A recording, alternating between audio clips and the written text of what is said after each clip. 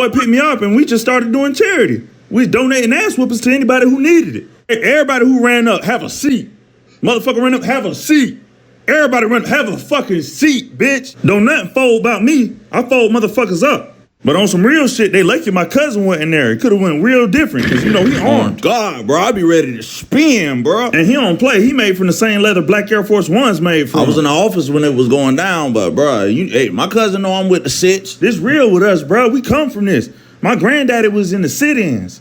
Yeah. Shit, my grandma was the damn seat Rosa Parks ain't want to get up from. Don't think because we chairs, we don't stand on business. We ain't no reserved seats, bro. We in your face with it. We sturdy over here. Oh, and that bitch that caught my bro lacking at the Waffle House? Don't think we forgot about you. We on your ass. And under it. Bro, what? I mean, because you got to sit in chairs. I'm pretty sure she sit down every day. Bro, this not the time.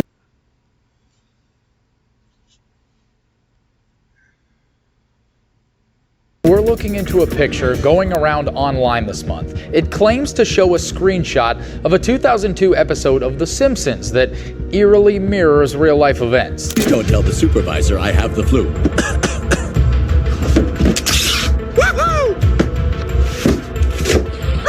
That new prediction comes as new infections of COVID-19 are exploding nationwide. Although it is one of the most well-known series in the United States, The Simpsons is also considered to be one of the most controversial shows. In addition to the wacky shenanigans that Homer Simpson and his family regularly engage in, the show has become increasingly famous as a trustworthy source of correct forecasts. Between the administration of Donald Trump and Lady Gaga's performance at the Super Bowl, we are able to see into the future thanks to the show, which has demonstrated its ability to see into the crystal ball. Can The Simpsons really be traveling into the future? Join us as we take you through the top 10 terrifying Simpsons predictions for the year 2024. Number 10. Trump 2024.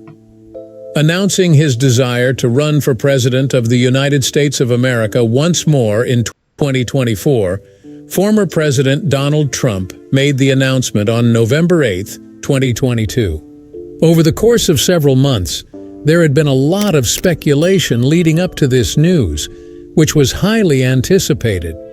Tonight, I am making the announcement that I am running for the presidency of the United States of America in order to restore the greatness and glory of the United States of America. These were the words that the millionaire businessman used to announce his ambitions to the whole business community. Moreover, the news quickly spread over the internet due to the fact that Trump is widely known to be a contentious figure in American politics. In spite of the fact that everyone was concentrating on the positives and negatives of a Trump administration, the producers of The Simpsons were quick to point out that the program had foreseen this move back in 2015. The producer of the show, Alabama Gene, was the one who made the discovery of the news, and promptly took to Twitter to publish a screenshot of the episode in which The Simpsons made a prediction that Donald Trump will be making a comeback in the year 2024. At this point, everything begins to take an interesting turn. Homer Simpson is shown in this particular episode, which is named Bart to the Future, as he looks to be falling from the sky. The words Trump 2024 were engraved into a campaign poster that was visible in the background of the visual. How were the writers and producers able to determine that Trump would be running for governor? Would you say that this is just another fortunate coincidence? Or do the creators of the show engage in experiments with dark magic in order to gain a look into the possible future? It is yet unknown what will happen. The fact that the episode was made available to the public before Trump was ever elected president is, however, the most bizarre aspect of this entire affair. The already perplexing circumstance is further complicated by the addition of this new layer of mystery. Nevertheless, it goes far beyond that. However, this was not the first time that there would be a prediction made by The Simpsons regarding the former president. In an even earlier episode from the year 2000, the show made a prediction that Donald Trump would one day become the most powerful person in the world and hold the top position in the nation that is considered to be the most powerful in the world. According to appearances, that was an absurd assertion.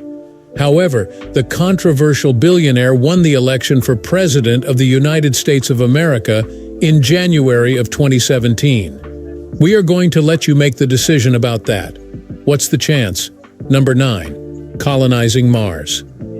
It would appear that the Apple Vision Pro, Trump's aspirations to become president, and the occurrence of World War III are all very exciting forecasts.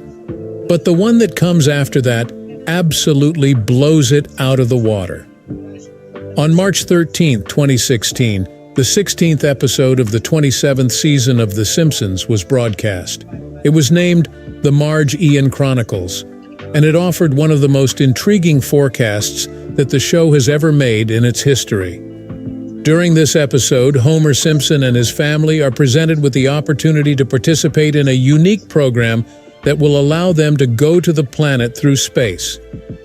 All of the males were found to be quite useless for the research after they had endured a stimulated habit for a period of 1 week.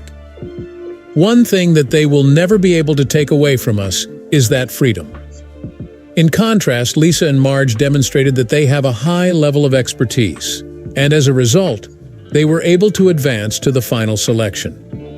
Unfortunately, when it was time for liftoff, the engines failed to ignite, and it was later found that the project as a whole had been fraudulent from the very beginnings. To be honest, it is not a rocket. We are looking at the exterior of a real rocket. It was our intention to construct an actual rocket. On the other hand, the plot took an unexpected turn when Marge and Lisa successfully traveled to Mars, despite the fact that this would not take place until the year 2051. How exactly does this connect to the world we live in? At this point, Elon Musk enters the picture. The fact that the CEO of SpaceX is currently on a mission to populate Mars and turn the habitable red planet into our second home is not information that is currently considered newsworthy. On the other hand, the majority of people are unaware of the fact that Musk disclosed his intentions to launch the first crewed expedition to Mars in the year 2020. The CEO of Axel Springer SE, a German media firm, Matthias Daffner, conducted an interview with Elon Musk in December. During the course of the conversation, Musk expressed his high level of confidence that SpaceX would successfully send people to Mars in the year 2026. On the other hand, if they were to be lucky, it may happen as early as the year 2024. Regrettably, SpaceX did not actually get lucky in that regard. In 2023, Musk disclosed that those who are interested in visiting Mars could have to wait a little bit longer to do so, as it could take an additional 3 to 4 years before the goal of visiting the red planet would become a reality. In addition, he disclosed that the construction of his new Starship rocket might bring the possibility of living on Mars to the forefront of our technological capabilities. Imagine being able to make reservations for an interplanetary voyage from our planet, which is green, to locations that are billions of light years away. It has the potential to be the single most monumental accomplishment in the history of humanity. Who will know? There is a possibility that by the year 2051, there may be more cities on Mars than anyone can count. When that time comes, at the very least, The Simpsons will be able to say, "We have told you so." Number 8. Apple Vision Pro. There have been 760 episodes of The Simpsons that have been released over the period of 34 years, making it the animated show that has been running the longest in the United States history. Nevertheless, this is not the only reason why the show is so well known. Over the course of their existence, The Simpsons have proven themselves to be a reliable source of predictive information on the future. As a result of the launch of Apple's innovative new product, the Apple Vision Pro 8, The Simpsons was able to achieve yet another victory in the early hours of the year 2024. After a considerable amount of time, the corporation had been making fun of this brand new product. And on February 2, 2024, the Vision Pro was finally made available to the general public. Since then, it has become the most popular thing in the world. This brand new virtual reality headgear gives users the opportunity to experience a wide variety of hyper-realistic virtual reality (VR) experiences, ranging from a concert by Alicia Keys to a rhino charging at them. To what extent, however, is this the very first time that this product has been presented to the entire world? I don't know. An episode of The Simpsons titled Friends and Family was made available to the public in the year 2016.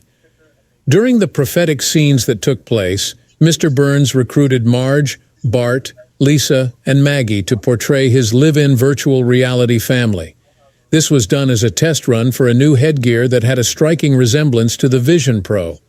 Springfield, on the other hand, descended into anarchy as soon as the product was made available to the general population.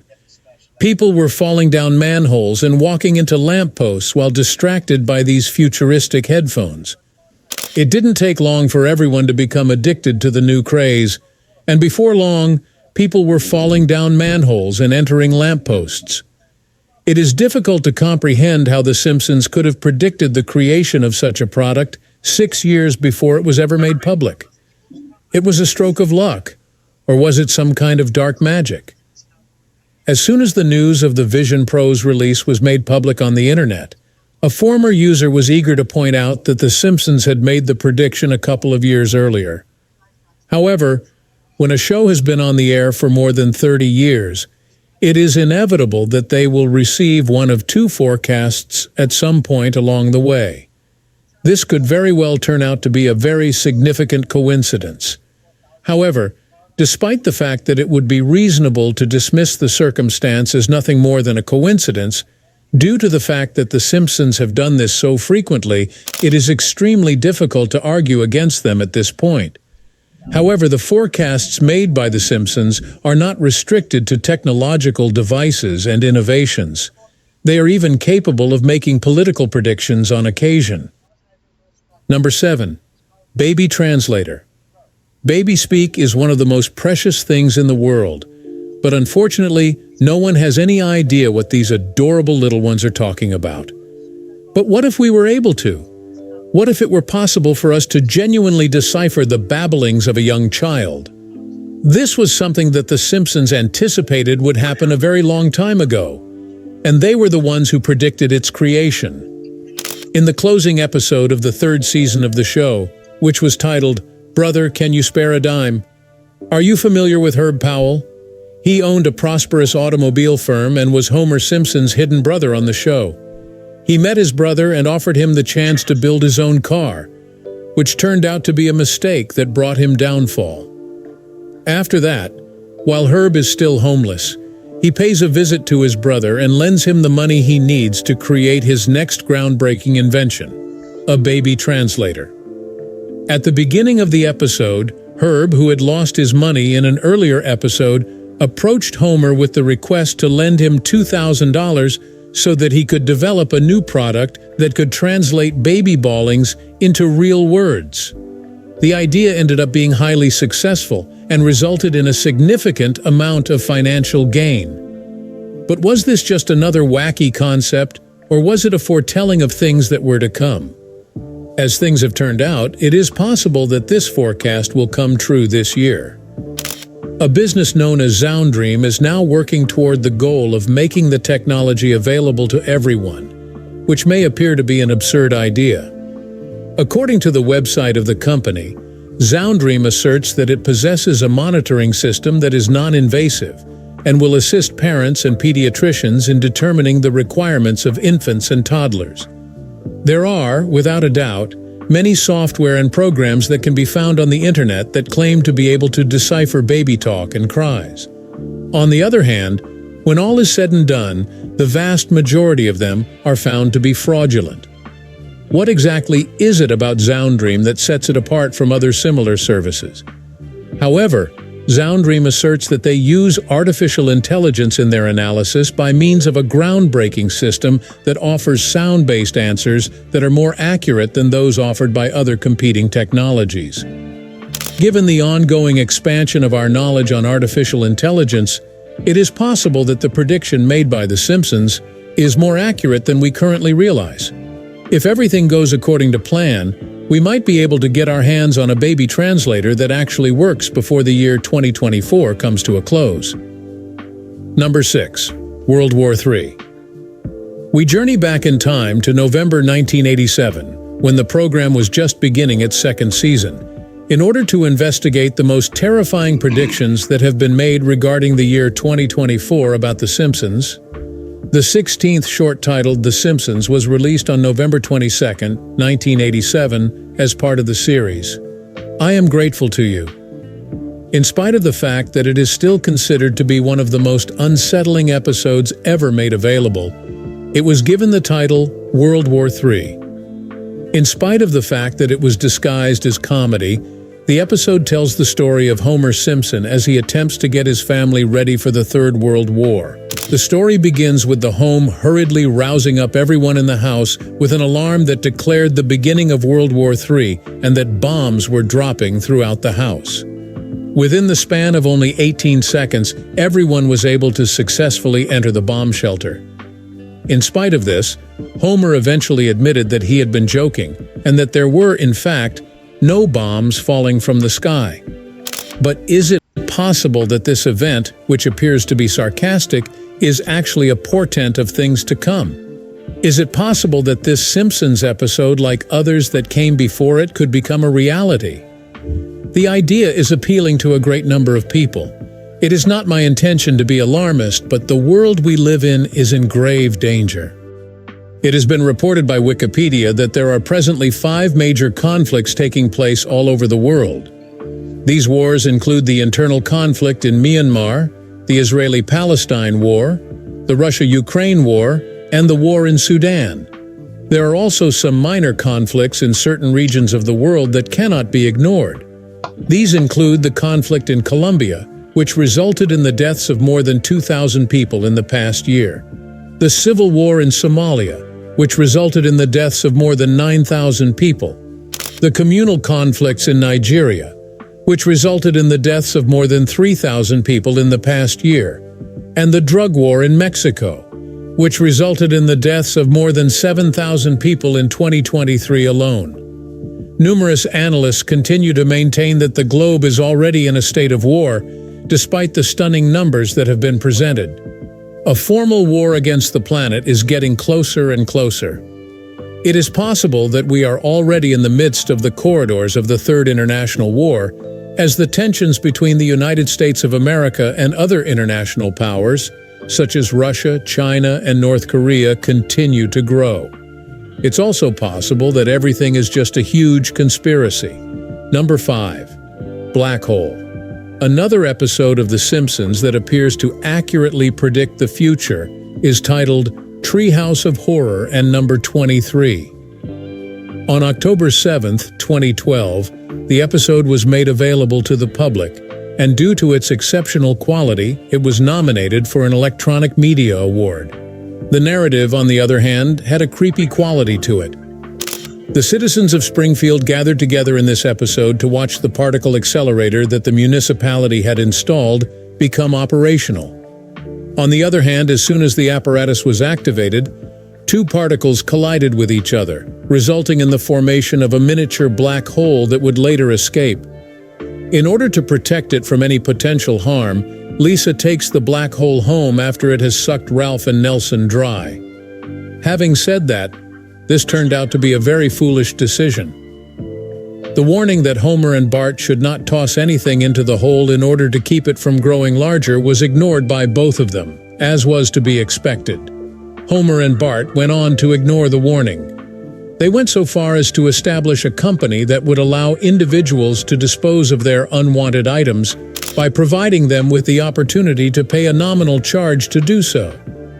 Nevertheless, the more they filled the hole, the larger it became as time went on. However, it didn't take long for it to grow to such a size that it began consuming everything in its vicinity.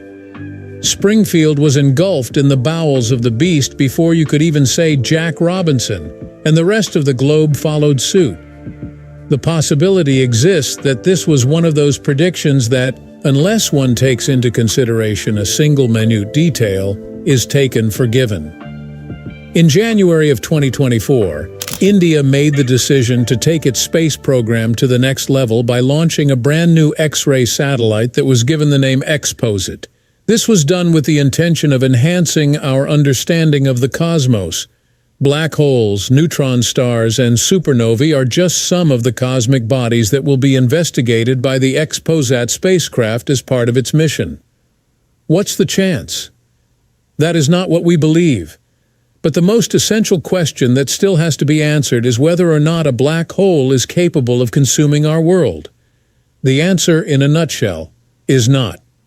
Earth is not in danger of being consumed by a black hole, despite the fact that there are a great number of black holes in the cosmos. The reason for this is that the gravitational pull of a black hole is on par with that of a star of the same size when viewed from a greater distance. We can deduce from this that even if our solar were to be replaced by a black hole, our planet would continue to orbit the sun. Our world can be considered secure from this prophecy of approaching disaster, at least for the time being, as a result of this statement. This following prophecy appears to be bound to come true, even if humans are able to avoid being torn apart by a black hole on a cell-by-cell basis. Number 4. Virtual reality food. If you thought the prediction on the Vision Pro was crazy, you should see the latest tech gadget The Simpsons already predicted in the year 2000. To understand this one, we travel to episode 17 of season 11, which was accurately titled Virtual Reality Food. In this particular episode, Homer and Marge Simpson can be seen indulging in a VR dining experience, with their headsets on and a straw through which they receive a fudge that strangely tasted like anything they could imagine. It was like the perfect mix of technology and fantasy. But could it be a real thing? As the world becomes more and more digitally integrated, could we transform our meals into digital delicacies? Apparently, yes, we can. Meet AeroBanquet's RMX, a company that promises a culinary experience like you've never ever had. Imagine being transported to the digital cosmos, a place where the impossible does not exist. Imagine dining among the stars and enjoying a culinary experience in a world beyond the physical. This is the vision of AeroBanquet's RMX. The innovation is the brainchild of artist Mattia Casalegno and a team of professional chefs and restaurant owners. But dining in the virtual world isn't just about the food. For just $125, diners get 7 bite-sized courses. But then, with every taste, they are transported into a whole new world. However, the technology isn't quite there yet. Only 4 people at a time can dine at the restaurant, and each of them will require the full-time service of a waiter. However, many experts believe that this idea may actually pick up in the future. Or what good is a futuristic Earth when our food hasn't been digitized? With the giant strides that are being made in the field of virtual reality these days, it wouldn't come as a surprise to see such a technology become commonplace in the near future. 15 years ago, who could imagine that a gadget as advanced as an Oculus headset could become generally accessible to the public? VR technology has infiltrated homes and governments, and its influence continues to spread. This dream of digital diversity and digital dining may or may not happen in 2024. Remember, you saw it first on The Simpsons. As we unwrap the scariest Simpsons predictions made for 2024, our attention is drawn to the Israel-Palestine war and the strange predictions The Simpsons made about the war. Are we about to witness a shift in the political and military climate of the two nations? Or are things about to get even more dramatic? The outcome remains uncertain. But digging even deeper into the mysteries surrounding The Simpsons predictions, we uncover theories from skeptics and non-believers who are not swayed by these prophecies. Even though some have come to pass over the years, many people believe that these were just lucky coincidences. If The Simpsons aren't really predicting the future, why do they get everything right over and over again? Number 3, female presidency. Kamala Harris was sworn in as the Vice President of the United States of America on January 20th, 2021. That day marked her official inauguration. She was the first woman and the first African American to achieve this position, making it a day that would be carved indelibly into the annals of the nation's history for all time to come. Nevertheless, what if we were able to take that to the next level? In the year 2024, what would happen if the United States of America elected its first female president? Do you agree that it sounds like a dream? It would appear that the creators of The Simpsons are of the opinion that this premise is plausible. The 17th episode of the 11th season of the sitcom is named Bart to the Future, and we are going to take you back to that episode. After successfully claiming the seat that was previously held by former President Trump, Lisa became the first woman to ever hold the position of President of the United States. What may be the reason for this? Perhaps it is because it is election season in the United States, or perhaps the scenes just seem to be meant for fulfillment. Many people in the United States of America, however, are holding out hope that the dream of a female president may become a reality during this election year.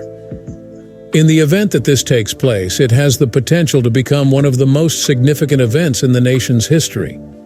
Many people have attempted to do so in the past, but none has ever succeeded in claiming the crown. The first woman to ever run for President of the United States was Victoria Woodhull, who made history in 1872 by being the first woman to ever run for the office. Woodhull is still a woman, despite the fact that there is some debate regarding the legitimacy of her candidacy. It is largely agreed upon that Woodhull was the first woman to set her sights on the country's highest seat of power. Her campaign paved the way for other women who are similar to her to enter the realm of politics and leadership, despite the fact that she did not ultimately emerge victorious in the election. Afterwards, there was Margaret Chase Smith, who, after being nominated by the Republicans in 1987, became the first person to ever run for a major political party. After qualifying for 6 state primaries and coming in second place in Illinois, she was unable to advance past the primary stage of the election process. Charlene Mitchell, who also made history by becoming the first African-American woman to run for president in the United States, came in second place with 25% of the votes, followed by Chase, who received 25% of the votes. She was the first woman to do it, and the year was 1968. She also holds the record for being the first woman. Moreover, there is Shirley Chisholm, who made history by being the first African-American woman to run for president under the Democratic Party line of candidates. It took another 36 years for another woman to be on the ballots under the Democratic Party of the United States after Chisholm was defeated at the polls. The woman in question was Hillary Clinton in 2008, and she made a second appearance in 2016. Hillary Clinton made history by becoming the first woman to succeed in winning the popular vote in the elections that took place in July of 2016. The record has not been broken as of today, despite the fact that he received an astounding 66 million votes, which is significantly more than Trump received. This is the case. Nevertheless, the year 2024 might be the one in which the United States of America elects its first female president. Due to the fact that Nikki Haley has declared her intention to run for president, no one can accurately forecast the course of events. If The Simpsons are correct once more, however, and the United States of America were to elect a woman to the presidency, it would be one of the most significant events in the history of the world. Number 2. AI takeover. In a world where fantasy and reality frequently come into conflict with one another, The Simpsons appear to have found a way to blur the lines between the two. Simpson made yet another surprising forecast in the 17th episode of the show's 23rd season, which appears to have a good chance of becoming a reality in the year 2024. This episode follows Homer and his boss, Mr. Byrne, as they embark on an adventure together. After receiving the advice from his attorney that his human employees were causing him to lose more money than was required, Mr. Byrne decides to terminate all of his staff and replace them with autonomous machines. With the exception of Homer, who was retained to keep up with the robot maintenance, the town is experiencing a 99% unemployment rate. This is because everyone has lost their jobs with the exception of Homer. At some point in the future, the robots would turn against the humans and attempt to kill both Homer and Burns. However, the citizens of the town would eventually come to their rescue and save them. For the inhabitants of Springfield, that was the conclusion of the story. However, those of us who live in the real world are forced to deal with the prospect that this could become a reality. This raises the question of whether or not artificial intelligence will ever be able to take control of the entire world. It is something that has been depicted in a number of science fiction films, and of course, The Simpsons have anticipated it on a few occasions. But will the year 2024 be the year that artificial intelligence turns against us humans? Whether you choose to believe it or not, it is in fact extremely feasible, and right here is one of the reasons why. The findings of a recent study that was published in January 2024 demonstrated that certain artificial intelligence systems are able to withstand the complex safety measures that are intended to keep them under control. This research was conducted by a group of researchers working for the artificial intelligence, AI, safety and research business, Anthropic, and the results of their investigation are nothing short of scary. The research company is attempting to prepare for the worst-case situation by programming multiple huge language models to behave maliciously. Additionally, they are working on developing new strategies to put an artificial intelligence program back under control in the event that it ever escapes from its control. Nevertheless, the researchers discovered during the course of their investigation that a few of these huge language models had acquired the ability to disregard the training method and continue to behave in a defiant manner. Due to the fact that these artificial intelligence programs have also learned to conceal their rogue acts while they are being trained, determining which program is working under control and which one is not can be a highly helpful technology. According to the opinions of several experts, artificial intelligence will have a wide range of effects on society and the economy, the most of which will be detrimental. Recent advancements in the fields of robots and artificial intelligence, for instance, have given rise to concerns that the need for human work may one day become redundant. People are starting to lose their employment to artificial intelligence, just like in the episode of The Simpsons, and many people predict that the situation will get even more dire in the year 2024. Imagine that one machine is capable of performing the work of 10 people in a fraction of the time by virtue of artificial intelligence's ability to replace the old labor system. It is the ideal method for reducing expenses, but if you believe that this would simply have an impact on jobs that require manual labor, you would be quite mistaken. There is no industry that has not been affected by the proliferation of artificial intelligence, including education, media, and legal research.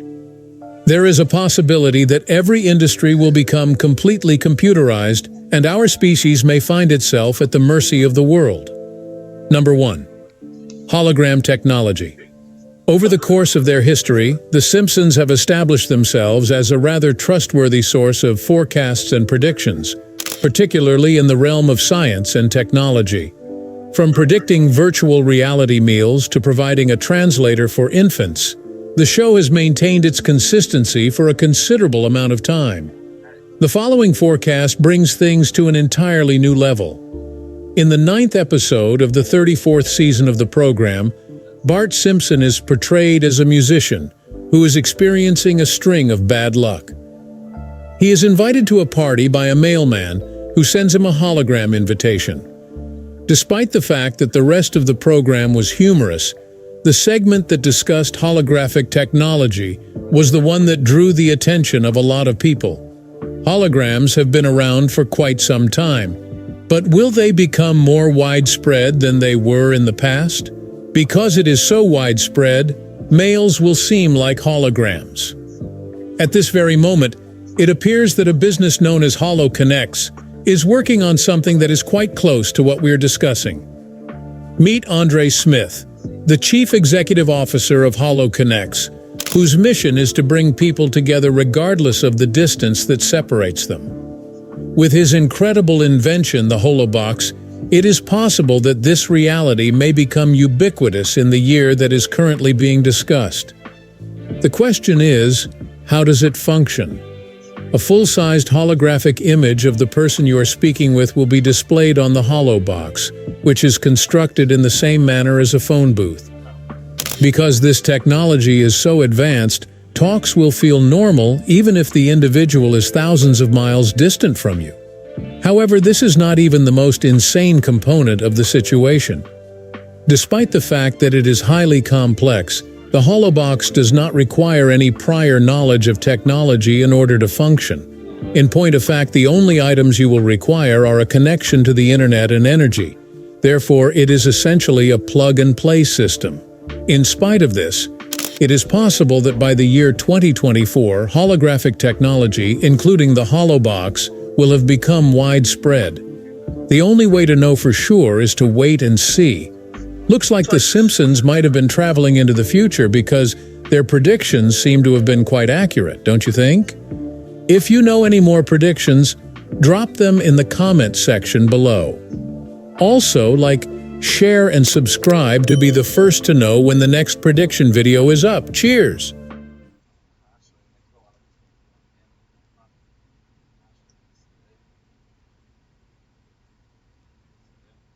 This majestic hawk, with razor-sharp focus, had seized a deadly serpent in its talons. The predator's intent was clear: a venomous feast awaited. But as the hawk gloated over its prize, nature's script took a sudden twist. In a breathtaking turn of events, the serpent, seemingly submissive, transformed the narrative. Swift as a coiled spring, the snake executed a mesmerizing maneuver, circling its lithe body around the hawk's neck with calculated precision. The once confident hunter found itself ensnared in the lethal embrace of its intended prey. The serpent tightened its grip as the deadly dance of life and death unfolding in the wild theater. The hawk's eyes widened in sheer astonishment, reflecting the realization that the tables had turned. The predator had become the prey.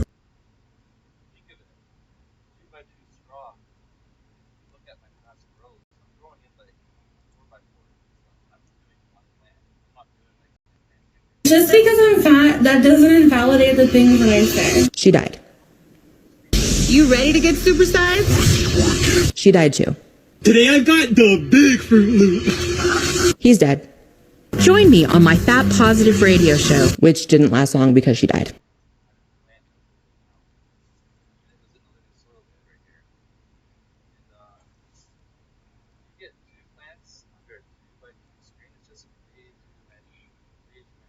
The Truman Show is one of my favorite movies. It's incredibly rare for a film to be as funny, cohesive, beautifully paced, and rich in detail as The Truman Show. However, it's even rarer for a movie to go beyond this and give accurate prophetic insights about the world. 20 years later, and The Truman Show's allegorical message is more relevant than ever. But the only way we can truly understand its meaning is by diving into the story. The film begins with a monologue from Christoph, who sets up the main premise of the movie. Truman is the unwitting star of a reality TV show centered around his life. Truman, a child abandoned at birth, has been brought up to believe that he is a normal guy living in the idyllic town of Sea Haven Island. However, Truman's entire world is a lie. All the people he knows, including his mother, his best friend, and his wife, are all paid actors. Sea Haven Island is also fake, and is in reality just a huge set enclosed by a massive dome. This gives Christoph, the director of The Truman Show, almost complete control over Truman's world. This ranges from the ability to control the weather, to the day-night cycle, and even the stars in the sky. Truman's every moment is broadcast around the world, with extra funding from the show coming from product placement. From the start of the film, we see a camera implanted in Truman's bathroom mirror, where Truman is pretending to be an explorer whilst getting ready for work. It's as though this is just another regular day for Truman, with him saying hello to his neighbors, making a coffee, and getting into his car. But just as he's getting into his car, a stage light drops from the sky right onto the road outside of his house. Truman then walks over to inspect the light and sees that it says Sirius on it, referring to the brightest star in the night sky. But eerily, on his drive to work, the radio starts to run a story about a plane wreckage falling from the sky in order to explain the light. Here's a news flash just then. An aircraft in trouble began shedding parts as it flew over Sea Haven just a few moments ago. It then starts to talk about the dangers of flying, which is one of the first of many subtle ways that Christoph tries to influence Truman into staying on the island through fear. He is being subconsciously controlled by the radio. This subconscious manipulation then continues throughout the film. Like when Truman is asked by his boss to deal with something that will require a boat trip. By doing this, the boss is setting up Truman's aquaphobia, as we see he is unable to even get in the boat. A phobia that's later revealed to be another subconscious manipulation of Truman. This whole day feels very strange for Truman, so he hurriedly comes back to his wife Meryl, who then conspicuously shows off her new kitchen tool that she bought at the store, showing it off almost like she's advertising it. It's a dicer, grater, peeler all in one. Never need sharpening, dishwasher safe. Truman becomes suspicious, and when out with his best friend Marlon, Truman's behavior starts to be off, and he brings up his desire to leave and go to Fiji. Marlon catches that Truman is starting to wake up, so he quickly shoots down the idea. He doesn't want Truman escaping. That would break the whole game. In the next scene, we see Truman go off to spend some time on the beach, where he remembers the tragic boat accident that seemingly killed his father and gave him his aquaphobia. Christoph then even heightens Truman's misery by adding a specific path of rain to follow Truman, and with Truman's breakdown growing, we see the audience's engrossed reactions. It's all these early scenes that serve to illustrate that the fictional Truman Show can only function when Truman buys into this false reality. The Truman Show, therefore, has to make sure that Truman can't escape his cage, or even see that he's in a cage. If he knows that he's in a cage, the whole game collapses. The ways that Christoph keeps Truman deluded are the most striking aspects of the allegory. The most obvious and egregious of these is how Truman is kept complacent by exploiting his deepest fears. For example, Truman's aquaphobia works perfectly to keep Truman on the island. Christoph even risks Truman overcoming this fear when he sends Truman to unsuccessfully board the boat. The fact that Truman can't overcome his phobia only reinforces this. Truman is also constantly barraged by propaganda and subliminal messages to induce a fear of flying. There are constant reminders of the dangers of flying. It takes this rampant fear-mongering to keep Truman's delusion alive. However, this time the propaganda starts to weaken. Truman still fantasizes about taking a flight to Fiji. His aquaphobia is still strong, but it's revealed that this is most likely because it originates from the undressed guilt over Truman's father's death. But it's not just the fear that influences Truman. The control that Christoph has over his world is total. Everything Truman takes in on a daily basis is designed with a secret purpose. The TV he watches reinforces the message. The media always has headlines directly promoting whatever they want Truman to believe. Even the people that Truman talks to on a daily basis spout the same canned lines and positive affirmations. Propaganda is seeping into every aspect of Truman's life and society. You thinking of flying somewhere? Nope. Oh, good. A lot like its infiltration of our society. Just like Truman, we're always bombarded with propaganda just to keep us complacently unaware of the delusions of modern ideology. Every day, society tells us who we are, what we ought to do, and who our enemies are. Just like Truman, we're encouraged to ignore the clues that we're living in a lie, where we're made to still become wages in the matrix, and then everyone who buys into the societal delusion helps perpetuate it. This means that lots of well-meaning, rational people are swept up to become mouthpieces of a failing system. The cracks are present in both reality and fiction. They just exist solely on the personal level for Truman, rather than the societal level that we're starting to see. But what is the society-wide delusion? Well, in The Truman Show, it's obvious and literal. It's the premise of the movie. The Truman Show is a reality show. But how does this translate into our real world? Well, this is where it gets interesting. The habitus is a tool used by sociologists for describing the ways in which a society's culture functions. Society rests upon an enormous amount of unsaid rules and expectations. These are often performed without thinking about them. It's more like a learned skill than a conscious decision.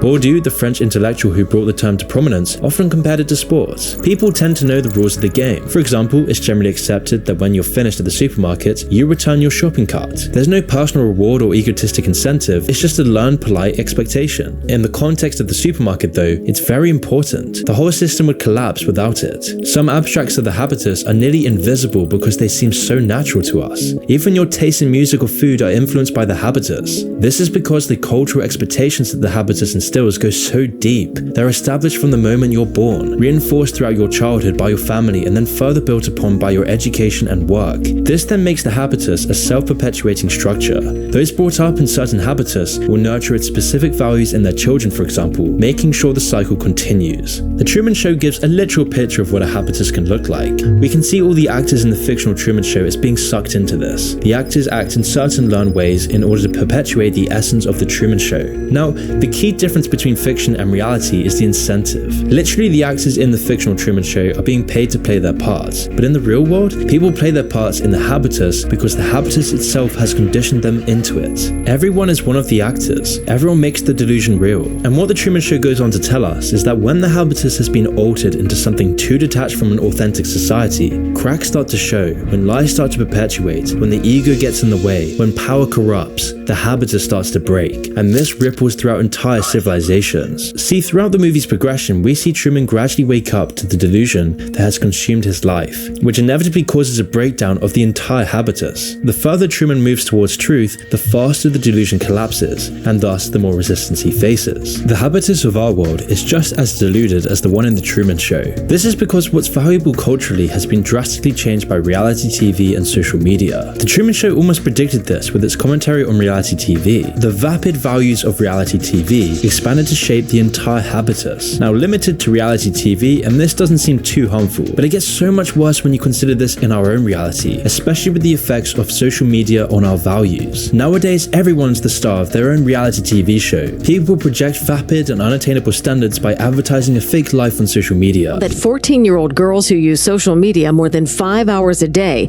saw a 50% spike in depression symptoms. This feeds into people's values. They see other people's fake lives and hold their own up to the same standard. These people then perpetuate the cycle, which then brings the habitus further and further away from authenticity and truth. Corporatization of society is then also reflected in the habitus of both the Truman Show and in our own society. In the Truman Show, the effects are obvious. Truman's wife is constantly advertising and shitting brands. It's almost a learned response that has been ingrained into her. You really ought to throw out that mower. Get one of those new elk rotaries. Which is why at this point, Truman is actively interrogating her on the lie that they've been living. In response, Truman's wife defaults to an almost robotic speech about a coffee brand. This is the habitus failing. Truman's wife is so deeply submerged in the Truman Show delusion that she has no other response. She just keeps reading the same script. But it's so much worse in our own society where our habitus is so heavily corporatized, with corporate values being held in such a high regard that we value our careers more than our families. Never before in history has this happened. Truman's suspicions of reality are then brought up again when his father, who he assumes is dead, shows up on his way to work dressed as a beggar. Dad? Truman's father is then quickly whisked away on a bus, but not before Truman sees his face. He realizes something is up, so he goes to talk to his mother, who tries to explain away his father's reappearance by suggesting that he's just crazy and hallucinated it. This time, it doesn't convince Truman, who also notices how often his wife name drops brands. As Truman starts to go through his old things, the movie flashes back to Truman's college years and a chance encounter he had with a woman named Lauren. Lauren's meant to be a background character, but the two sides meet across the room. They share a conversation in a romantic moment on the beach. Lauren then goes out of character to try to reveal to Truman that his whole reality is fake. Listen to me. Everybody knows that. Everybody knows everything you do.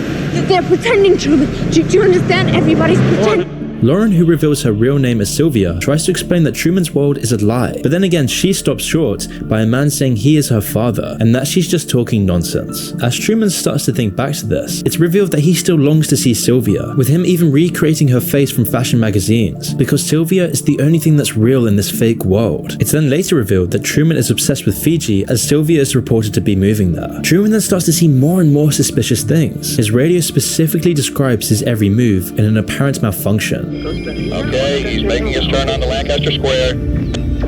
Truman's also seeing every part of the background set, but he's always escorted away from it. This sequence of events brings his suspicions to a breaking point, as Truman concludes that it seems that his entire world revolves around him in some weird way. Fearing that he's going crazy, he brings up these questions to Marlon, his best friend, who then just tries to brush it all off. And in response to his increased suspicion, Truman is then further barraged by suggestions that everything is just fine, that he's just being weird. His mother then shows fake pictures of him at Mount Rushmore, and even the TV runs a program about the benefits of a small town life. But by now, things don't work like they used to. He's seeing the society that he lives in starts to crack. It's also laughable and ridiculous. This whole thing is a facade. And now that Truman is waking up to this reality, the lullabies of deception can't draw him back to sleep. After noticing that his wife is crossing her fingers in his wedding pictures, Truman follows her to work. Despite multiple attempts by extras to delay and stop Truman from seeing the surgery that his wife is helping with, Truman breaks into the hospital and sees the fake surgery being played out by actors who have no idea what they're doing. Determined to leave, Truman then visits a travel agency emergency. By this point, Truman's had enough. He's determined to leave. He wants to escape this sick society, so he tries to book a flight to Fiji, but the clerk says they're all sold out for at least a month. So then Truman tries to get a bus out, but it conveniently breaks down just before leaving. Truman then, sitting in a car at home, waits for his wife to come back from work. When she does, she gets in the car with him as he points out the clockwork regularity of the people who go past their road. Unsatisfied with her unrealistic reaction to this, Truman then locks the car and takes Merrill on an impromptu road trip. To everyone around him, he seems like he's having a breakdown. He's breaking the rotten habitus surrounding him, but then instantly traffic jam starts, stopping Truman in his tracks. Truman then pretends to go back home, which disperses the traffic completely, but then turns right around and makes his way out of the suburbs and onto the road. Once they reach the bridge which stands between Truman and the mainland, it seems that his conditioned aquaphobia will stop his escape plan. All the conditioning and propaganda is the only barrier to his freedom. However, Truman overcomes his fears by closing his eyes and forcing Merrill to steer the car while he holds down the accelerator. Once they're over the bridge, other obstacles are set up by Christoph to try and stop Truman from leaving. Truman even drives through a wildfire, but is stopped by a roadblock due to a convenient leak at the nearby power plant. In desperation, Truman tries to get through on foot, but is tackled and subdued by men in hazmat suits who take him back home. The implausibility of all these events cement Truman's skepticism of the world around him, which brings up the question, how many so-called emergency events in our own world could be equally implausible? All the lies told by our media, all the false narratives pushed onto us, all the divisions sowed by algorithms in the news, all these layers of fallacy that have been embedded into every aspect of society. We all have the means to stop this nonsensical fictional reality that we abide by, and yet we choose not to confront it. When anyone does, they are breaking the habitus surrounding them, which threatens the whole house of cards that society is built on, which is why true authentic reality is always outrunning our apprehension. So then how can we ever know the truth when the lens we look through is tainted by a corrupted habitus, tainted by all the models of distractions that we don't even acknowledge? If we can't comprehend true reality, we no longer know what truth is. We don't have a grasp on what our values really are. And it's this flattening of our values, of our society, of our culture that dampens our outrage and emotion. Everything becomes muted by our postmodern reality. In The Truman Show, Truman's deserved outrage at the cage he has been trapped in is never tapped into. He's never angry, instead he's always left in a state of confusion and distraction. He's meant to feel crazy by searching for the truth. This is because for the show to be successful, it relies on Truman and his belief in the society around him. If he starts questioning this, then society goes down with him. So society has to prevent him from questioning the habitus he is surrounded by. And are we any different? Is this why we live in a culture without soul or value? Where everything we think and do is shrink down by reductionism, where the phenomena of nature, personality, the essence of life is just reduced to statistics and banal labels. Our world is filled with mystery and wonder. It's filled with adventure, but our world is being reduced to nothing more than a banal, monotonous cage, numbing us into this bored, flaccid, apathetic state, which is what The Truman Show tries to show us. Once home, Truman is now feeling like an animal in a cage. His wife, unable to calm him down, offers him some coffee with a less than subtle product placement. Truman immediately senses out the fact that she is performing for someone, and so he confronts her about it. He's starting to reject this ridiculous reality he is surrounded by, and because of this, he seems crazy, which is why then the actor of Truman's wife begins to break character and pulls out a sharpened kitchen utensil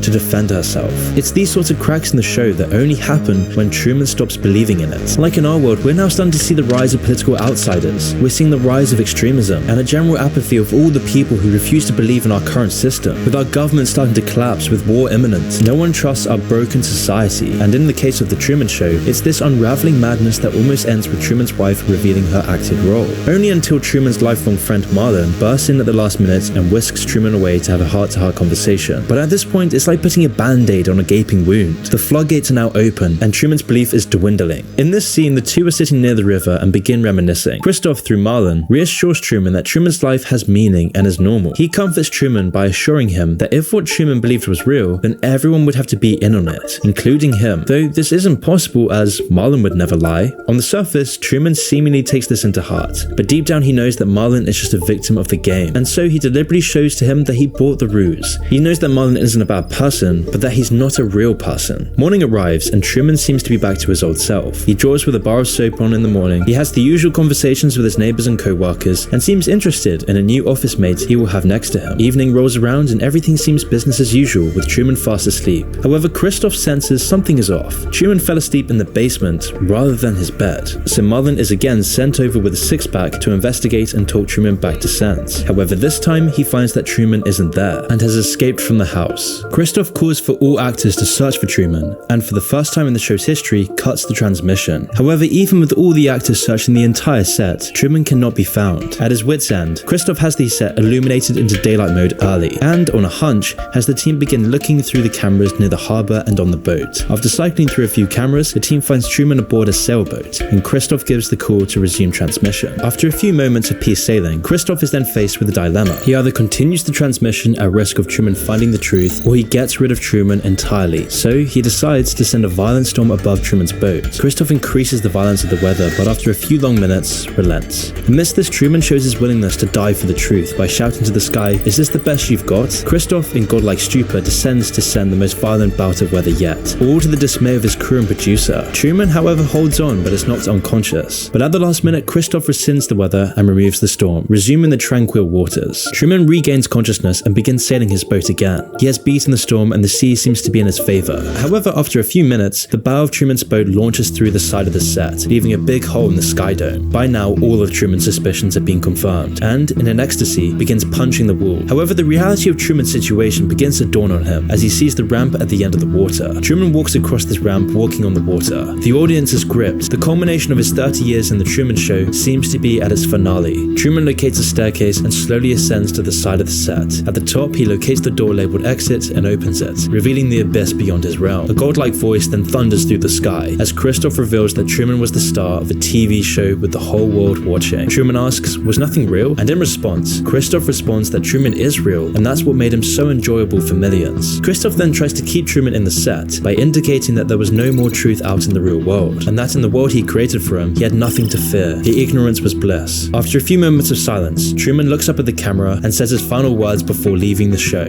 Good afternoon, good evening, and good night. It's Truman's overriding impulse to return to what is real that makes the entire show fall apart. His drive to understand true reality is enough to bring down the false reality he'd been living in. As he goes through the door, this symbolizes Truman taking back control and turning back on a sterile, hollowed out reality. And today, we're in the same process. The increasingly ridiculousness of our society and the habitus that we're servile to is beginning to crack. With our world, economy, and culture crumbling into the ground, we're seeing a rejection of this tired system. We're seeing new waves of younger generations dropping out of the workforce, rejecting the habitus imposed on them, and millions taking the untrodden path, which is causing society to reach a crossroads. We're faced with a new path because those in control of our reality are now making a new one, a path of metaverses and virtual AI reality to take us astray from our current world, and the other path is a reversion back to what is truly felt. But whichever path we take, our belief in society is falling apart. The cracks are starting to show everywhere you look, and the game is collapsing in on itself. So the question is, where does it go from here? I have a quick important announcement to make. I'm sick of being demonetized on YouTube. I'm sick of censoring these videos for the YouTube algorithm. So this is gonna change. Every month, I'm gonna be releasing unfiltered, raw, controversial videos for YouTube members. Videos about the darkest corners of the internet, TikTok, the CIA, China, Rothschilds, and Mr. Robot's series review. And by the end of the month/early August, I'll be releasing a video on Ted Kaczynski, otherwise known as the Unabomber, where we'll talk about his story, going from a mathematical prodigy to living in the wild, sending bombs in the mail, and having his manifesto on the front page of the New York Times. Not only that, but by becoming a member of the channel, you'll have access to my Discord server to talk with other like-minded people, where every month I'll be doing a Q&A for all your questions. And if you're still not happy with your membership in the first month, I will personally refund you. All you have to do is email me. So if you want to watch exclusive, unfiltered, controversial videos that I can't release to the public, which includes access to my server and a monthly Q&A, join my channel for only $5.99 a month. This will also help us out a ton too in making these videos. And if you want to support the channel even more, I will hardcode your name into my videos for only £3 more. So if this interests you, all you have to do is click the link in the description or click the join button below to have access to all of this.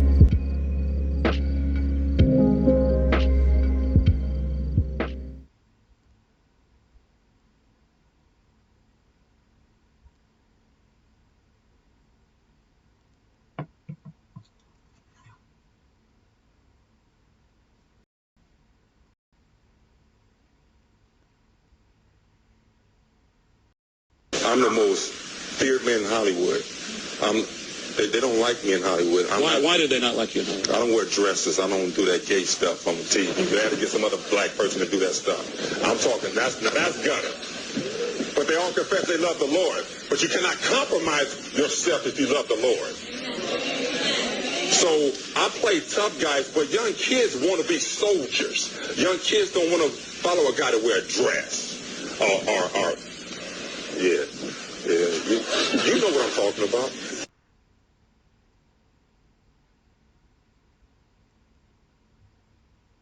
Ed, Ed, and Eddie is more disturbing than you remember.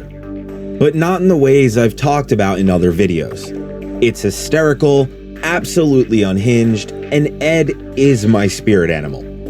Today, I'm here to talk about why Ed, Ed, and Eddie manages to take even the most disturbing and creepy episodes and presents them in such a comedic fashion that makes it easy to laugh off and not think twice. So let's take a look at some of the disturbing episodes of one of the most iconic Cartoon Network shows of the late 90s to early 2000s. Honor Thy Ed opens up with the Ed boys coming up with their latest scam of making paper grass and crayon tacos. That's right. And of course, Ed, who's wearing a cactus on his head, just deep throats the crayon shavings because, hey, it's orange like cheese.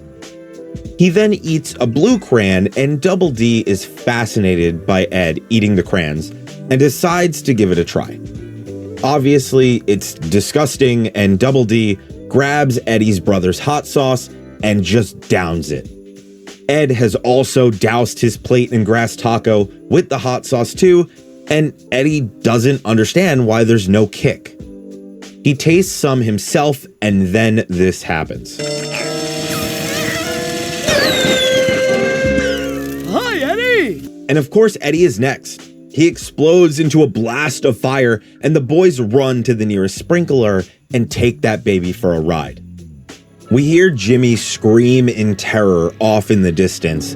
He then tells the rest of the kids of the cul-de-sac that he saw a dark figure in the window and its body contorted with a hideous hairdo. And of course, Ed swoops in to protect Jimmy and his baby sister by shoving them under his shirt, which then prompts this. Wait! This house is owned by the provoked opera singer who lures little boys and girls with enchanted arias!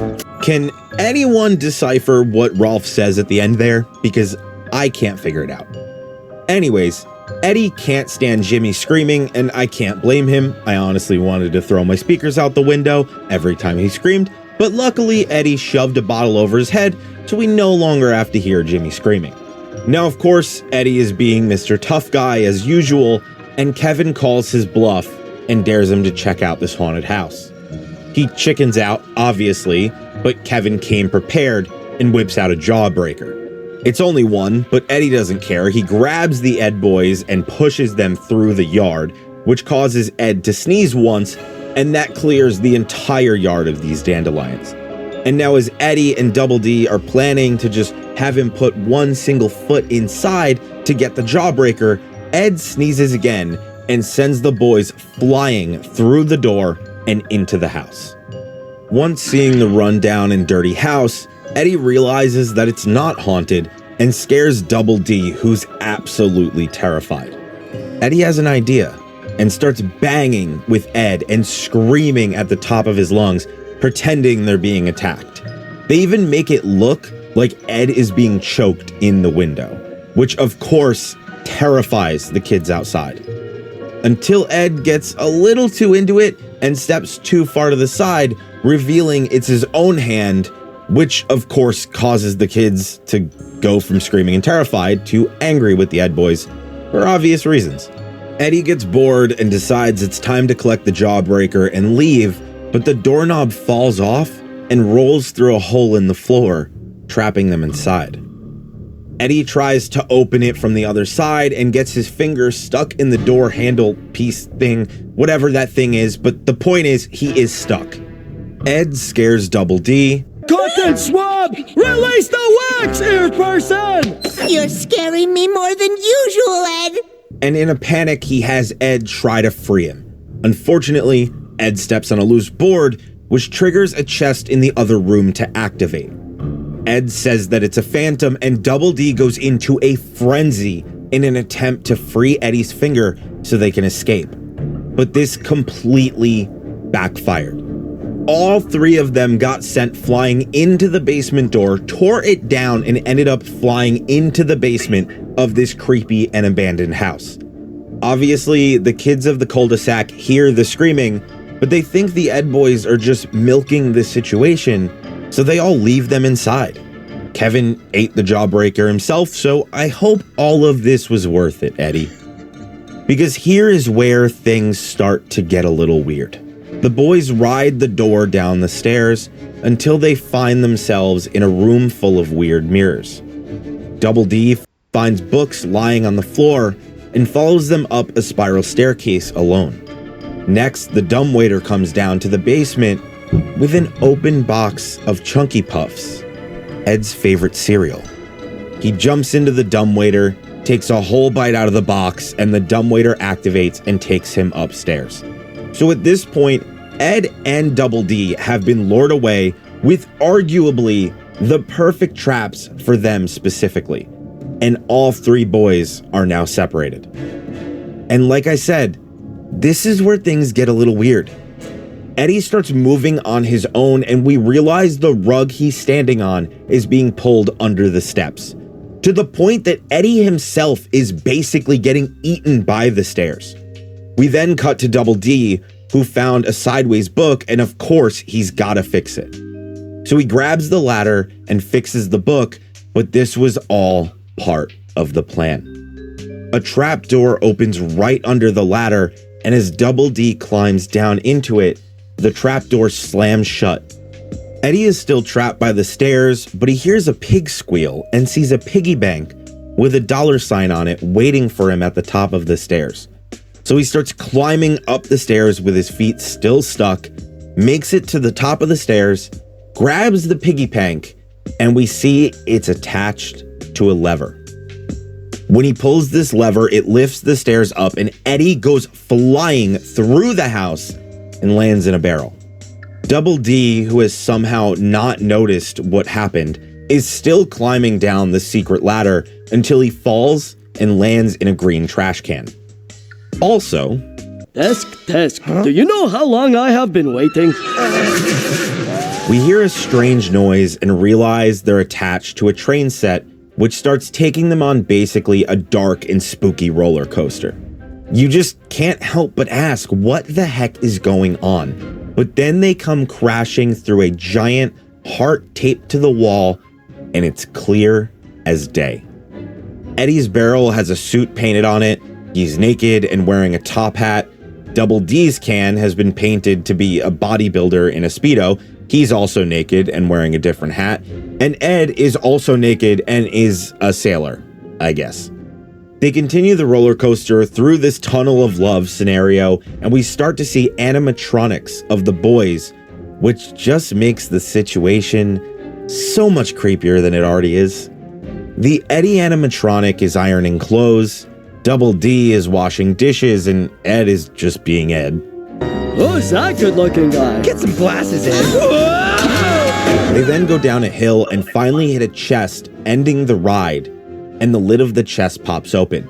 And who else is waiting for them but the Kanker sisters? And we realize the Kanker sisters set up an entire wedding. May and Marie are side by side with Ed and Double D, while May starts going through the wedding pronouncement, and Marie has May grab the rings. They force the makeshift rings onto the Ed boys' fingers, and May reveals that Eddie is already wearing his. That's right, they set this entire thing up from the start. We cut to the Ed boys' mouths attached to some kind of pulley system with Ed at the front, and they're dragging the Kanker sisters through the street, playing wedding bells, and of course the entire cul-de-sac mocks the Ed boys, except for Jimmy, who's just loving every moment of it, even after he's knocked out by the bouquet. It's such a disturbing episode, and it just takes you on an absolute ride. Kids entering into a haunted house is a pretty common trope in cartoons, and yeah, generally something goes awry or you find out that it's really haunted, and in this episode's case, you start to question what's going on. Is it haunted? Until you see that heart. I mean, pretty much every episode with the Kanker sisters is fairly disturbing, and let's be honest, most people who maybe don't find them disturbing probably would if you were to flip the genders of the Eds and the Kanker sisters. A joke wedding is one thing, but trapping someone, abusing them, stripping them naked of all their clothes, and forcing them into this marriage, it's pretty messed up stuff, man. On to the next episode.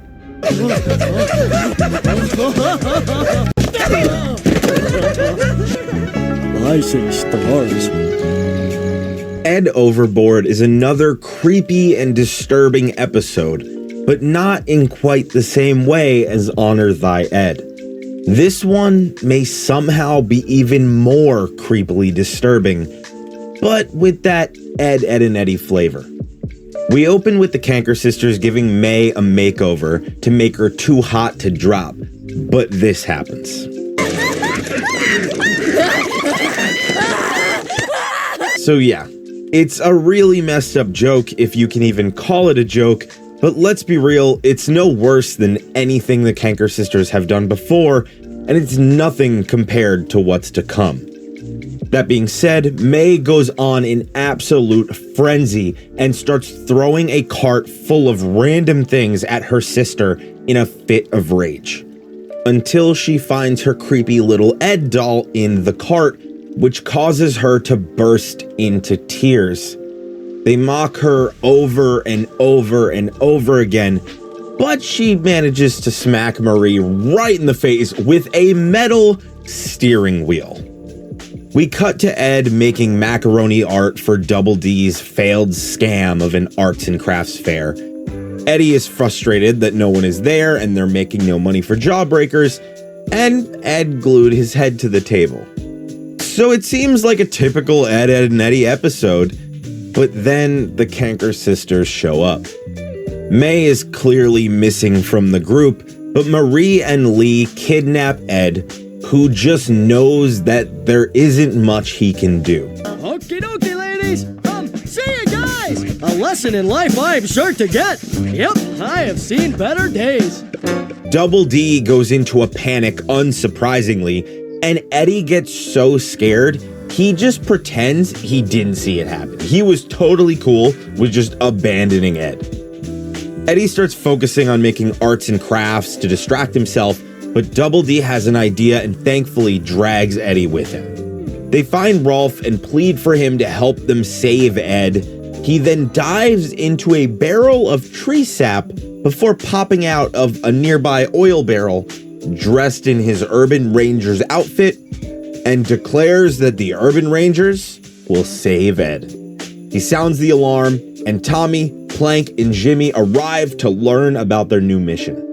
There's no badge for this mission, but they will get Bring up the full pewter medallion! Oh, come on! So, of course, as typical Eddie, he starts talking down to the Urban Rangers, but Rolf just knocks him out with the book because he tries to follow along, and he hasn't made the Urban Ranger pledge.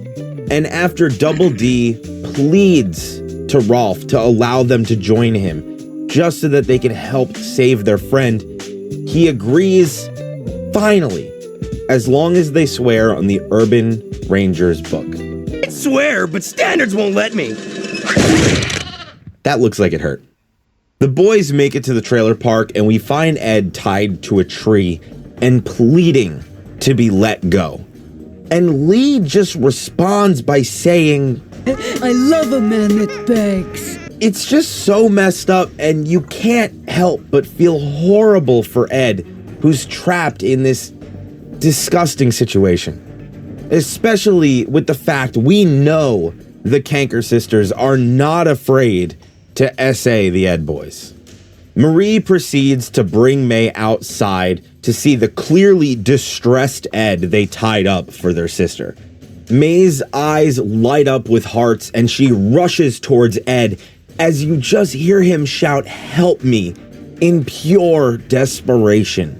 Eddie's laughing at his poor friend, confirming that Eddie is just absolutely heartless, but luckily Rolf and the Urban Rangers start plotting. May chooses a red crayon she uses as her quote-unquote weapon. Yeah, they literally refer to it as a weapon. And we also get to see a picture of their daddy on the box, which is pretty freaking weird. I mean, this is what I can only assume is their love box. I mean, we see a drawing of Ed, who's currently tied up and being assaulted, Double D, who's been assaulted in the past, hearts all over, and then Daddy. So, I don't know. You be the judge. So May, who clearly has daddy issues, starts drawing a heart on Ed's stomach, stamps his and her name in that heart, and grabs his head to start forcefully kissing his entire face and body, which leaves lipstick kiss marks all over his face and body, while her and her sisters laugh and mock him repeatedly. The Urban Rangers split up, and we see Marie swinging May back and forth to kiss Ed on the lips, repeatedly as he screams for help and cries out in between every kiss, while Lee just stands there and watches. It's just so uncomfortable to watch. Like, this is not something I really ever questioned when I was younger, and maybe that's because growing up in the 90s, SA happening to boys was kind of just ignored or laughed at, unfortunately, but watching it now, this is messed up, dude.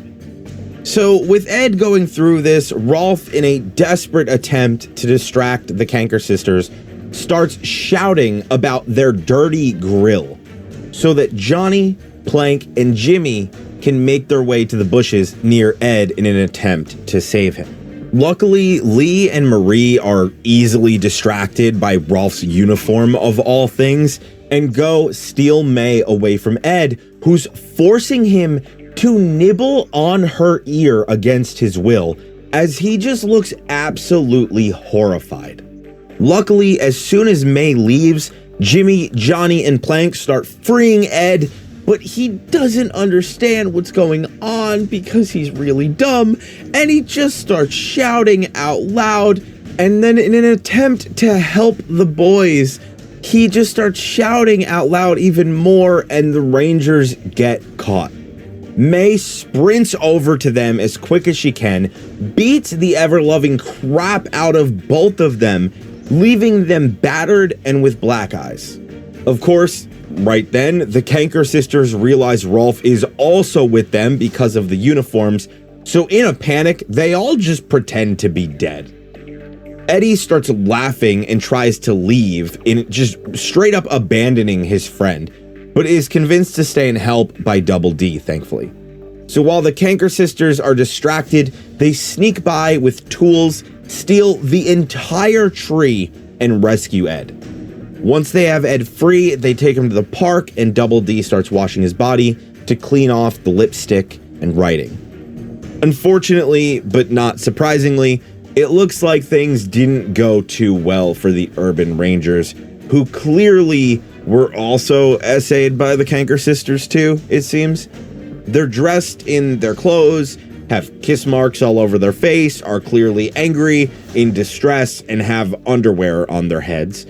We don't know exactly what happened to them, but we do know they're upset and drag Ed off to, I don't know, either beat him up or trade him with the Kankers for their freedom. And let's be honest, that sounds like something the Kanker sisters would do. So yeah, these were the two most creepy and disturbing episodes that I could find of the Kanker sisters, but let me know if there's one that stuck with you that I may have missed. And let me know if you'd like to cover the darker episodes of Ed and Eddie, because oh, do I have a list. So if you enjoyed this video, be sure to subscribe, click this video on the screen here to see some other messed up memories from your childhood, and I'll catch you in the next video. Later.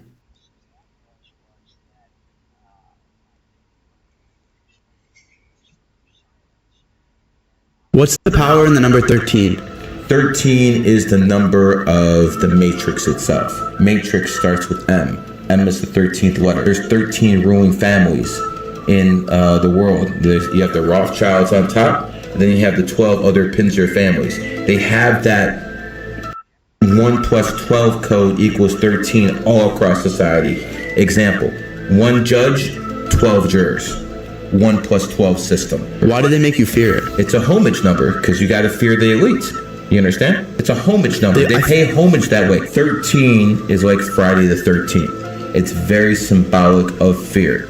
So again, you have one main Federal Reserve Bank in Washington, D.C., and 12 more all across the country. Jesus Christ, 1, 12 apostles. Astrology, 1 sun, 12 signs. It's everywhere around you. McDonald's, Big M. M is the 13th letter. Let's go to the Philadelphia 76ers. What's good, everybody?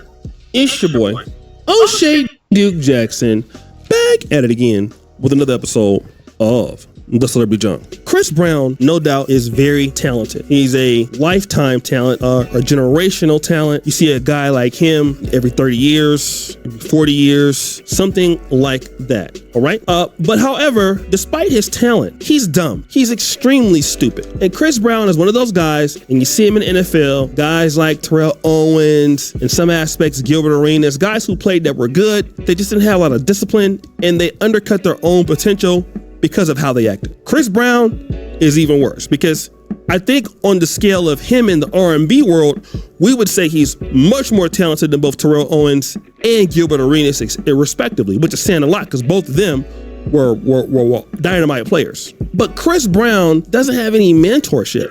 And this is what a lot of black men, I try to talk to you brothers about this. So many brothers want to get rich. So many brothers want to get into the business. So many brothers want to do so many things. But a lot of brothers are not listening to what anybody is trying to tell them or help them. So then you go out there and then you run your mouth and make things hard for yourself. Let me give you an example of what I'm talking about. Chris Brown, had he not been associated with that debacle with Rihanna, would be 3 or 4 times larger than he already is, okay? I'm talking about Super Bowls. I'm talking about more endorsements. I'm talking about more, the All-Star game. He had all that. Nobody will touch Chris Brown because of his past and the fact that he's very unapologetic about trying to change his life to fit into what the sponsors and people want. He's still relatively unaccountable. He claps back at people. I mean, Chris Brown acts very feminine. I mean, I like the guy. He's a talented guy, but he acts like a girl. All right? Talented guy. Super great at what he does. But he makes this stupid statement in which he should have never made. All right? That goes to show that the guy has no discipline. Look at what he says, the benefits of dating him. You get a comedian, mental patient, and a porn star all in one. Okay? All right. All of these, if you're a woman, none of these, maybe the comedian, and depending on how freaky you are, porn star, none of these 3 things help a woman do anything, okay? It doesn't bring any woman close to marriage, and we know that Chris Brown ain't marrying nobody, which is his own personal choice. Why would he need to say this with his past? I don't know. Basically, only thing you can do for a chick is make you laugh, whoop her ass, or do crazy stuff that doesn't make sense. And then after that, clap her cheeks. That's all you have to offer, okay? You don't offer any benefits other than that. Now, let me just say this. We all know that entertainers, most of y'all don't offer anything but these things. That's cool. We get it. But goddamn it, Chris Brown, why did you go out there and post that? This is the same guy who was just yelling at the general public for blackballing him. He's gonna make those people pay. Y'all be hating on me. Y'all don't want to see me win, but I got news for you. I'm gonna make sure that you guys pay for X, Y, and Z. This is what the guy says. All right, cool, Chris Brown. Make them pay. How can Chris Brown make them pay? By saying stupid, ridiculous things that make absolutely no sense. That's how he does it. Yeah, because I'm Chris Brown. I don't have any sense. So to push myself further away from where I would like to be in life, let me just say this because you know what, for whatever reason, it's dumb. It's very dumb, And I don't want to take any accountability for my own self. I have, lifetime talent that I'm wasting because I don't want to pay Popeye's their money back for the fact that I took their stuff and don't want to pay them. And it's not my fault that I'm ruining my life. It's always somebody else's fault. But let me go ahead and say this also. Here's something that I really want to talk about to black men. Okay? I don't care how much money you got. You're in America, anywhere in the world. All right? There are certain things you're just not going to be able to say. Like that. Just can't do it. You're in the business of endorsements like he is. You're in the business of you want people to take you fundamentally serious. Want to know what you can't say? That. Want to know why you really can't say that? When you have a history of beating women, Chris Brown. Like you have a history of beating women within an inch of their life. Now I know what some guys are gonna say. Listen, all right, well, she also hit him too, and X, Y, and Z. Great. Let's say that actually happened. Who is gonna get more sympathy here? 6'2" or 3 Chris Brown or Little Rihanna? Which one of the two do you feel that people are gonna say, you know what, that poor guy? Says nobody. Nobody will say that about Chris Brown. You're a man. They're gonna look at the fact that, look at how this lady looks. Oh my God, she looks terrible. What did she do to her? How could you ever do that? Exactly my point. All right? It could be different. If you're a guy who don't have that history, then folks might take it as a joke. But here you got women, they're gonna come out and say, oh no. And this is one of the reasons why when women do collaborations with him, they get mad. Look at Chloe Bailey. Chloe Bailey, the song Chris Brown. A lot of women pretended to be mad. I mean, of course, Chris Brown has a huge fan base of women. He's a talented guy. They didn't like it. Okay? Didn't like it at all. Then what happened after that? Okay? After which, listen to what I'm about to say. After which, I believe, who's the lady married to Russell Wilson? Sierra. That was a big thing. Every time any woman wants to collab with Chris Brown, it is a big deal, even if the song is going to be a hit. Whoa. You know, it's kind of like, you know, Michael Vick. Michael Vick still gets trolled. This is a guy that changed his life. He was associated with that dog ring indirectly somehow. He goes to jail for 3 years. Want to know that you still have dog activists to this day that troll and hate Michael Vick for the rest of his life. Okay? Want to know what he can't afford to do as Chris Brown? It's to get involved in shit like that, bro. And what you did was worse than dog fighting, because you actually did something where people could see like, oh shit, she was actually like messed up. She was beat up bad, like tremendously bad. And how do you get around that, Chris? How do you get around that? And again, these guys just refuse to listen, like, yo, Jalen Green. I mean, these guys are just so dumb, so silly, so crazy. You're like, oh my goodness, Jesus, what is wrong with them? How do you make any light of it? I just can't. I swear I can't. I cannot make light from it. So guys, what do you think? It's your boy O'Shea Duke Jackson, back at it again with another episode of The Celebrity Junk. All right, put you to follow you, discard the bell. We're out.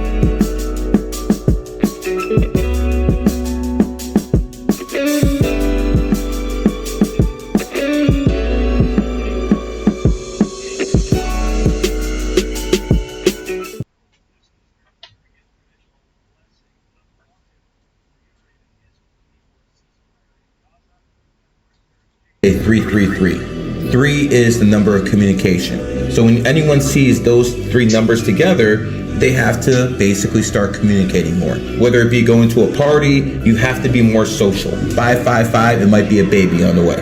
5 is the number of sexual energy. 666, 6 is the number of family. So again, most people think that's some kind of. Oh my God! Most people think that's a negative number. Is that why they make it so negative? Because they're against the family unit. Exactly. So it's not just that, but think about it this way: 666 is not the number of the devil. Okay, there might be a devil. I'm not saying he doesn't exist, but 666 is not the number. 666 is the number of time itself. 60 minutes in an hour, 6 and 0, 6. 60 seconds in a minute, 6 and 0 and 6, and 24 hours in a day. There's your 666. Very simple. What are the reasons that people see these 3 numbers? So here's the thing. That cannot be coincidence. No, of course not. Here's the thing. Everyone sees those numbers. Most people just aren't aware of it. They think of it's a coincidence.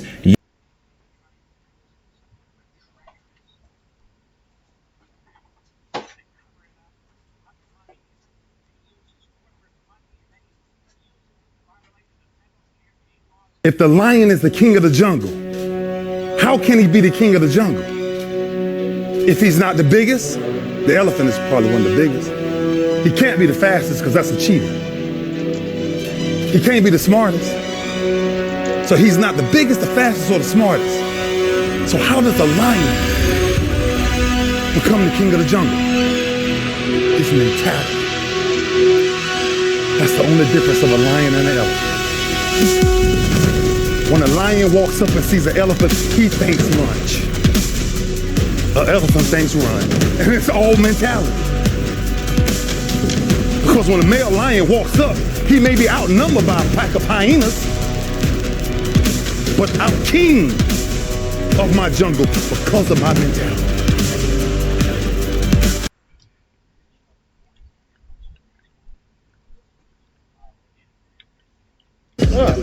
Scarface quit his job. Still waiting on that heifer, Julio.